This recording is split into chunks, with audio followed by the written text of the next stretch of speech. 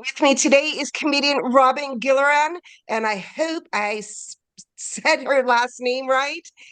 She and her husband own Harji Comedy, and she just came back from Ha Ha Comedy Club in Hollywood, California. For more information about her, go to Robyn, and that is Robyn Gilleran, Gilleran.com. Robyn, I am so happy that you're with me today. I've been waiting for this interview for quite some time, so welcome. Thank you so much for having me. I am so thrilled to be here. I'm very excited. I love talking, so this is going to be fun. Well, and I want to mention something. Thank God for our family and kids. They give you probably, for me too, they give us material that we could, for me it's talking to my family and friends about, like, could you believe what my kid did today, or said? And for you, you're going on the stage and talking about it. Absolutely. Yeah, it's funny. Somebody just the other day was asking me, because I started comedy later in life, and they were like, why'd you wait so long? And I was like, well, I didn't have enough material before. So it's really fun. I love talking and, being relatable. There's so many women that will come up to me after shows and say, oh my gosh, my kid does the same thing. And I'm like, you realize these are jokes. Some of these things are not really true, but it is fun to make fun of some of the things in life that can be stressful, which is, being a spouse and being a parent. Being a parent is very hard with the different stages. And you probably could talk about in their early years to their teenage, I mean, all the way. And as you continue doing stand-up comedy, wait till they become a parent themselves. Oh, well, that's my only hope, really. Some of my jokes are about, like, am I ever going to be a grandparent? So I'm trying my best to make sure my kids know how to talk to girls because they haven't done that yet. So wish me luck. You got lots of luck. I wanted to talk. You mentioned about starting later in life, your career, because I did the same thing.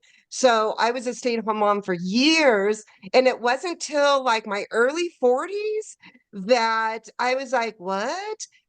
Host a radio show?" And everyone asked me the same thing, like, why did you wait later in life? And it's like, well, I'm still young, and it's interesting. So why did you choose to do that? Well, that's an interesting question. I really wanted to go to school when I went away to college. I wanted to go for theater. I was a performer. I sing and dance and act. And my parents said no. They said they wouldn't pay for school unless I went for something that was a real job, which Right. ironically, I did nothing with that. So I did go to school for engineering. I went for civil and environmental engineering. Yeah, so I'm smart too. But yeah, so I went in my junior year, I was like, these are not my people. So I changed my major to English and film. And I worked in that capacity behind the cameras. I was a producer, production manager, coordinator for years. And after I had my kids, I thought, I'm going to stay home. I did try working. I think Spencer, my oldest, was maybe 2 years old when I got pregnant with Elliot, my second, and decided to stay home. So I stayed home for all of like 3 months and I couldn't do it. It was awful. So I started acting. That's what I started doing. And I did that for quite some time. And then just about a little over maybe 5 years ago. Well, I guess my husband started about 6 or 7 years ago in comedy, and I was watching him and I said, I could try this. I want to do this. So a friend and I went, we took a class at a local comedy club and we loved it. And it became not only a hobby, it's really kind of becoming a career for me because I am pretty busy with it. And I've been at it for about 5 years now. So that's why it took so long. And I'm glad I did it because, like you said, there's so much more material now that I've sort of lived a really fun, full life. I see people who are in their 20s trying to make jokes, and sometimes they're falling a little flat with, the older crowds because they just can't relate yet. Yes, yes. And how did you, because you're in Michigan, Yeah. so are you doing all the phone calling and calling these comedy places and go, this is who I am, this is what I do? Tell Yes. me, because you Yes. you You travel a lot.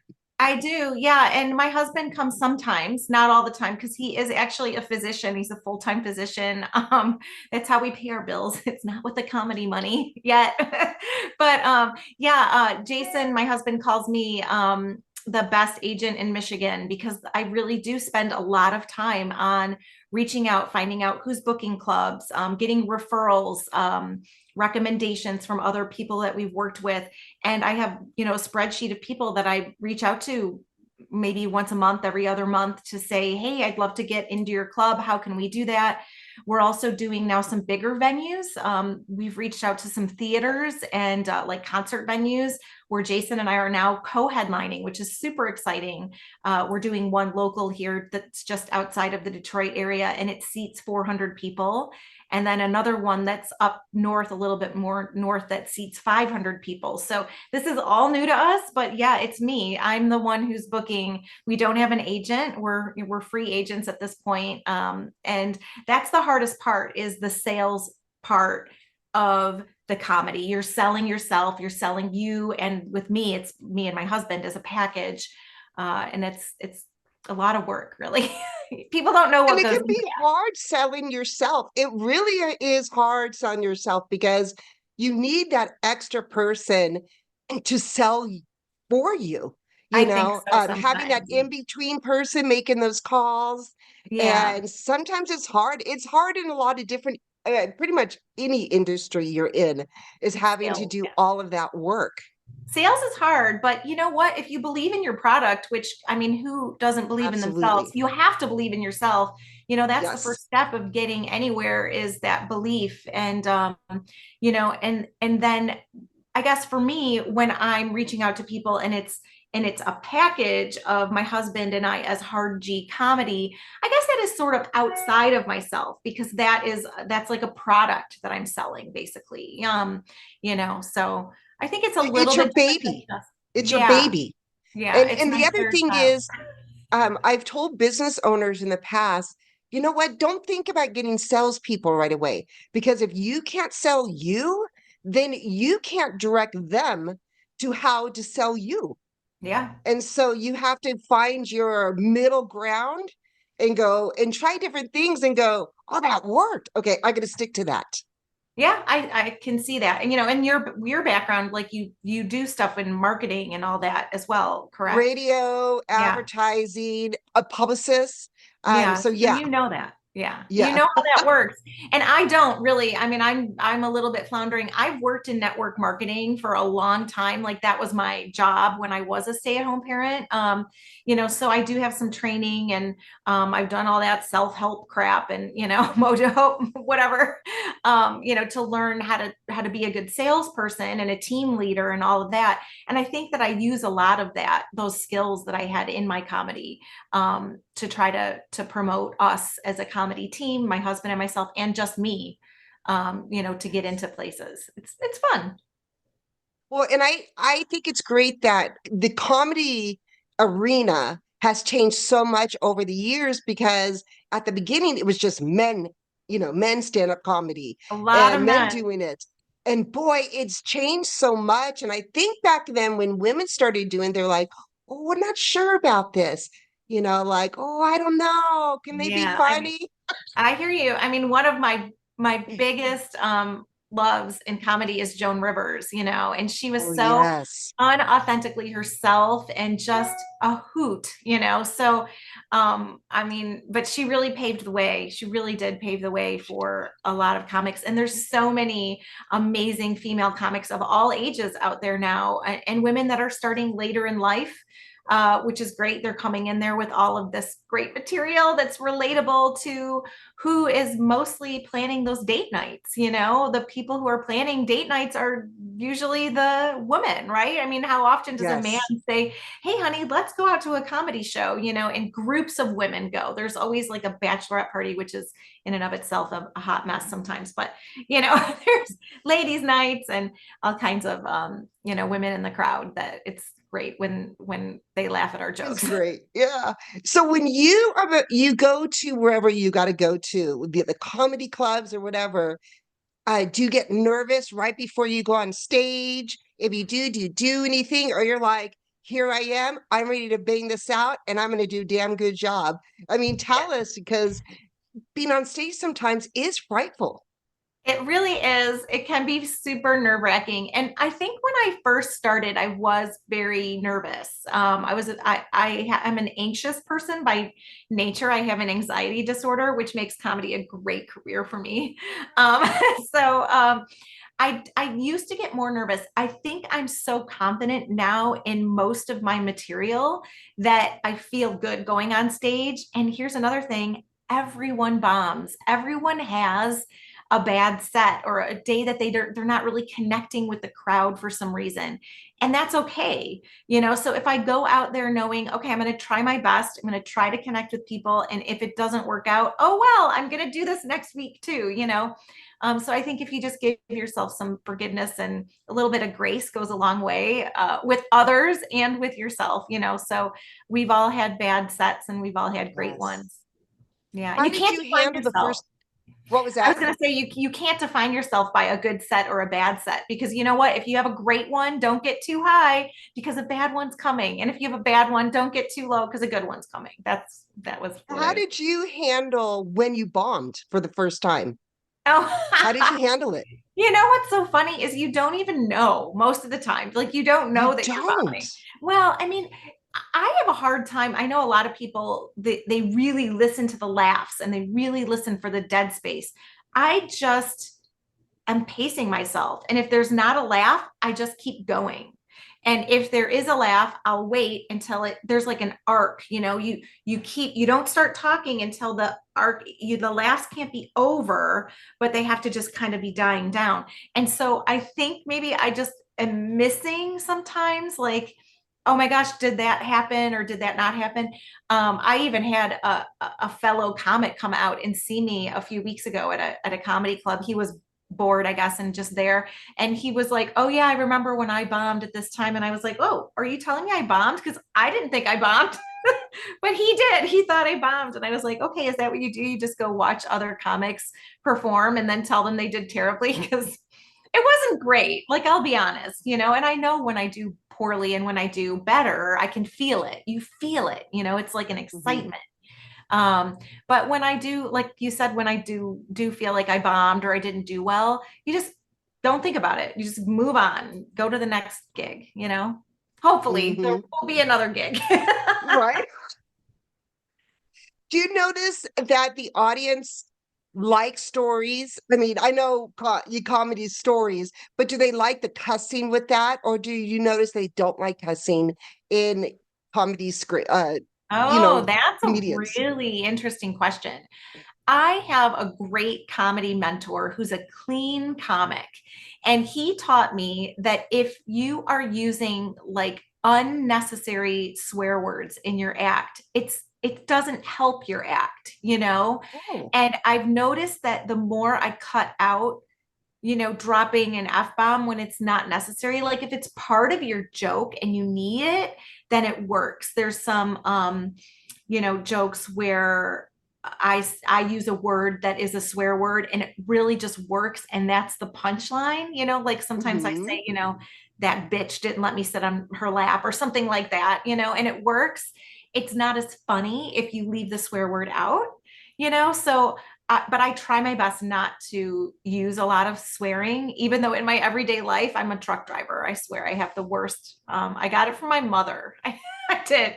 But I do find that if audiences if it's like a bar show and they're drunk, they do like more of the dirty swear word type stuff.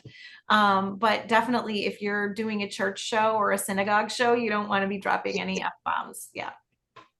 Yeah, definitely not at a church No. or synagogue. It's interesting because could you imagine if you're walking around with a microphone all the time at your house? Imagine like if people you. Well, yeah, no, I mean, I try not to because some of the everyday stuff is not funny. But yeah, when you plan it, when you have like a set, like you said something about stories, I am definitely not a story comic. I'm probably more of a punch, like one-liner comic, closer to that than I am telling stories. But there are a lot of storyteller comics out there. And they don't use they don't have as many big punchlines, but the end, that last, line usually, is when That's people explode with laughter. Yeah. You got to build it up there. so how is it? I always get asked all the time, and I'm going to ask you this. How is it hard juggling your career and being a mom and a wife? Because it can get very difficult at times. And how do you handle that? Yeah, that's really interesting. Well, I mean, I kind of feel like you always have to put whatever your priorities are first, and you really can't have it all, as they say. You have to Hmm. prioritize, and something is always going to fall. And my family is most important.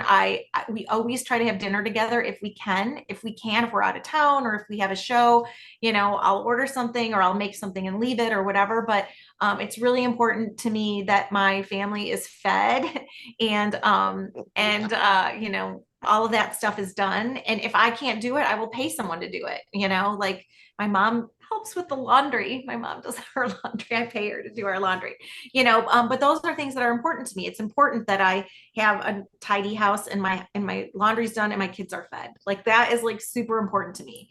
And then there's, that mental health and wellness things, like I try to work out every day, or I try to, make sure that I wear clothes every day and I'm not sitting around in my pajamas. It's like, Yeah. there's some things that take priority over comedy. If I'm not feeling well, that's nothing is going to work. If you're not feeling your best self, then nothing, everything else is going to fall apart. So it's super important to me to make sure that those are my utmost priorities, I guess. And I agree with you. And one thing I do want to bring up that I love about your stand-up comedy is it's you. You're being real of being a mom, because too many moms out there trying to fit in this perfect world, like nothing ever happens. We don't fly off the handle, or Yeah. like this perfect life, and there's nobody with a perfect life. And we can relate to you as a mom. At least I can, because your stories, I'm like, yeah, I know. I've been through that with my own boys. Yeah. And that is one thing that I love watching you perform, Oh, because you're relatable. thank you. Yeah. I mean, honestly, and that's probably one of the things that I feel very strongly about, because I am a huge fan of happiness. And I realize you can't live in a bubble. There's always times to cry and be sad and be upset about things and complain about Mhm. things. But I have always felt like happiness is a choice. And if Yes. you are your most authentic self, you always show up happy. You will always be happy. If you are yourself, you're going to end up surrounding yourself with people who want to actually be around who you really are, and who you are as a person is, and sometimes you don't know who you are, and you're learning new things about yourself, and that's fine. But I think as long as you are showing up and you're being really authentic and honest with yourself and others, then it's easy to be happy. It's easier to be Yes. confident. It's, And you're inspiring another mother. maybe. Yeah, because they're like, gosh, I'm not the only one that goes through this. Yeah, that gave And their I kids have to ice cream for dinner. and I have to say this, raising boys is an adventure to begin with. Yeah, yeah. Yeah, it really is. I mean, I've heard horror stories from girls too, but my neighbor came over the other day with her prom dress to put on jewelry, and I was like, "This is so much fun!" I've never gotten to do that with my boys. Maybe in the future they'll be into dresses. I don't know. It's not happened yet, so Well, it is funny, you watch them play outside when they're younger, and you're like, why would you do that? Because us girls, like, we wouldn't do the things that boys do. And talk about boys, do they know you talk about them in your uh, skits? that is a great question, because just the other day somebody asked me that. And so I some of the jokes, yes. In fact, my youngest Elliot is very funny, and he actually has helped us punch up jokes, and some of the things that I say he actually did say, which is pretty funny. But I did just tell him that joke about the socks. I did yesterday, just yesterday. And I've never heard him. He was laughing so hard. And I said, you know what's so funny is that that's not even true. Like, as far as like authenticity goes, really, that is a joke. I mean, it's some of these things are jokes and you embellish or you make up. And that's not true. I've never found a stiff sock in my house. He's like, I'm good at hiding them. That's what he said. So anyway, I mean, yes, they do know that I tell jokes, but it's not, as far as comedy goes, there is some embellishment to things, so we Yes. do have a lot of fun in our house though. And they do know a little bit about what I talk about. It's fun. Which comedy club would you like to perform at that you haven't performed yet? Oh, well, gosh, I mean, honestly, like probably the best comedy club in all of the world is Brad Garrett's. And I would be so honored if that's in Las Vegas, Brad Garrett's comedy club. I would love to perform there. But I mean, that's like a pipe dream, basically. So I'm not sure. I mean, I will go anywhere anybody hires me to go, but I would say Brad Garrett's is definitely on my wish list, dream list. I had the chance to perform at Jimmy Kimmel's Comedy Club in Las Vegas. I did a guest spot. It was just a guest spot, but I would love to go there as a working comic and be booked on a weekend. I think that that's probably on my next, like, where I would like to go. So I love Vegas. I have an aunt that lives there that's in her 90s and she has kids and they have kids and now they're having kids. There's a ton of family out there. So I would love to go out. I can stay there at their houses. So they call that working as a local. That makes it easier. Yeah. Yeah. Now, who's your favorite comedian? Oh, I don't know if I really have like a favorite comedian.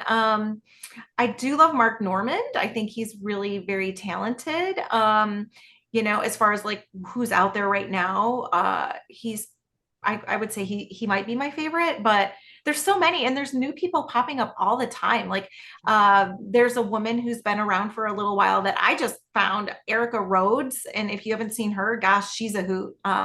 She's a really, really funny young lady.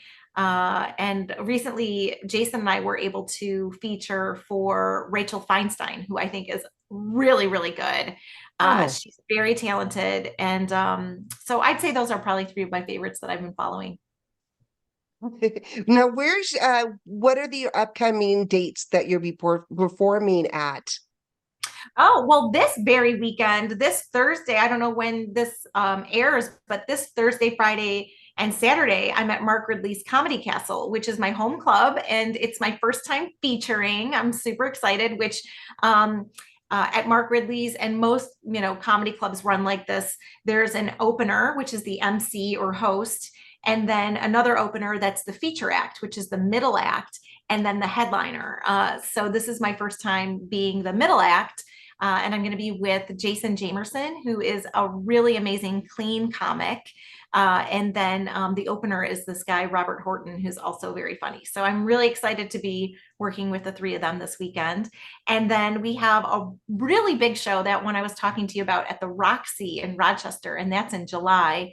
That's just outside of the Detroit area. That's the venue that seats like 400 people. So Jason and I will be there July 19th, which is a Friday. Super excited about that too. And you can always find wherever we are going to be at hardgcomedy.com. It's www.hardgcomedy.com. I manage that website too.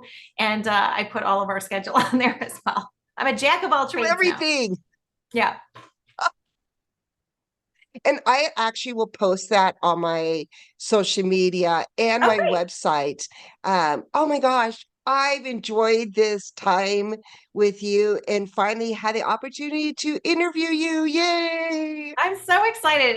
I love how we just sort of randomly met on social media, and I love following you. I think you're really an inspiration and just such a joy to follow. So I'm glad we got to Oh, connect too. thank you. And I love following you too. And it's like, it, it's social media is a great thing. Well, it could be bad and I good, know people say but such bad you things know about what? it. You meet so much incredible people, Yeah. and there's times, I don't know about you, but me, it was like, wait. I know that person, or like, oh, I thought, like, and you get to know people and what they do and their inside lives, and it's Mhm. just a great place to connect.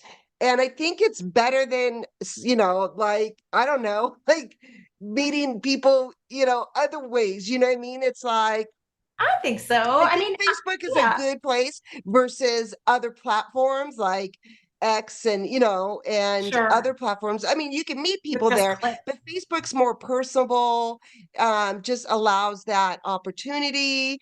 And you know what? You can meet people outside of your community. And that's what I love about Facebook. Yeah, I love it too. I tell a lot of jokes about being addicted to social media and that, it's hard. Like you end up comparing your real life to someone else's fake life, but you can find the people who are real online. We're out there, so we're having We're fun out too. there. Yeah, Definitely out there. yeah. Well, I would like to come and fly out and see one of your upcoming shows. It would be great to come for a weekend and do that. I love it. Well, you let me know. You look on our calendars, and if you see something good, you got to come out. Absolutely. And then you got to take me one night to your favorite place to eat at so I could promote it.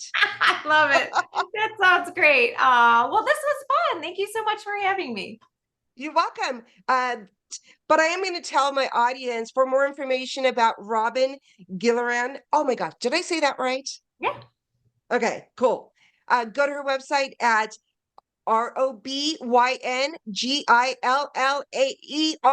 ROBYNGILLAERAN.com, or hardgcomedy.com. And I'm going to have you back on later this year as well and update us on everything that's going on. And please let me know any other dates past the summertime going into fall so I could post that as well. Will do. Thanks so much for having me. You're welcome. This has been great. Bye. Bye.